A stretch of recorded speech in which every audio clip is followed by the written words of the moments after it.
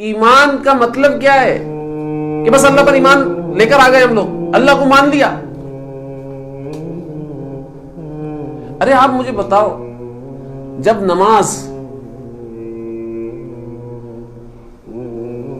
آپ پڑھتے ہو تو اس کے علم کے ساتھ پڑھتے ہو نہیں پڑھتے؟ اس کے لیے ایک علم ہے اور علم سیکھنا پڑتا ہے۔ روزہ ایسے ہی رکھ لیتے ہو، اس کے لیے ایک علم ہے، اس کے لیے سیکھنا پڑتا ہے اس علم کو۔ زکوٰۃ ایسے ہی دے دیتے ہو کیا؟ اس کے لیے ایک علم ہے، اس کو سیکھنا پڑتا ہے۔ کیا حج ایسے ہی کر لیتے ہو؟ اس کے لیے ایک علم ہے، اس کو سیکھنا پڑتا ہے۔ اور ایمان کے بغیر یہ سارے چیزیں، یہ سارے فرائض ادا ہو ہی نہیں سکتے۔ تو آپ مجھے بتاؤ، جس کے بغیر یہ چاروں فرائض، یہ پانچوں فرائض ادا ہی نہیں ہو سکتے، اس کے لیے کیا علم نہیں ہوگا؟ اس کے لیے سیکھنے کے لیے کوئی اللہ تعالیٰ کی ذات نے علم متعین نہیں کیا ہوگا، جو سب سے بڑا فرض ہے۔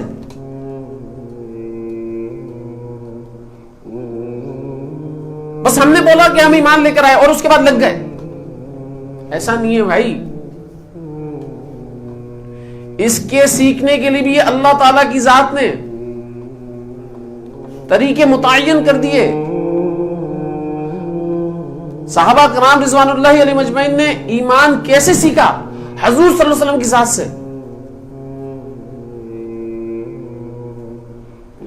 اپنے تجربات، اپنے مشاہدات، اپنے عقلوں کا عقول کا انکار کیا ہے نبی کریم صلی اللہ علیہ وسلم کی لائی ہوئی دی ہوئی خبروں کے اوپر۔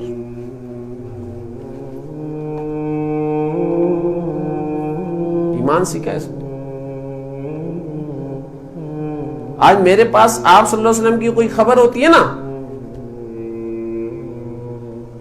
تو میں اس کے مقابلے میں دیکھ رہا ہوتا ہوں میرا تجربہ کیا ہے، میرا مشاہدہ کیا ہے، میری عقل کیا ہے، اور میں اپنے تجربے کو، اپنے مشاہدے کو، اپنی عقل کو لیتا ہوں آپ صلی اللہ علیہ وسلم کی خبر کے اوپر۔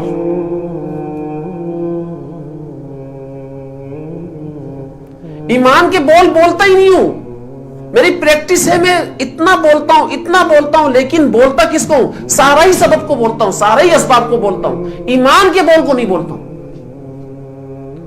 اس لیے میری پریکٹس کے اندر اسباب سے ہونے کا یقین تو آ گیا، اللہ سے ہونے کے یقین کو نکال دیا میں نے۔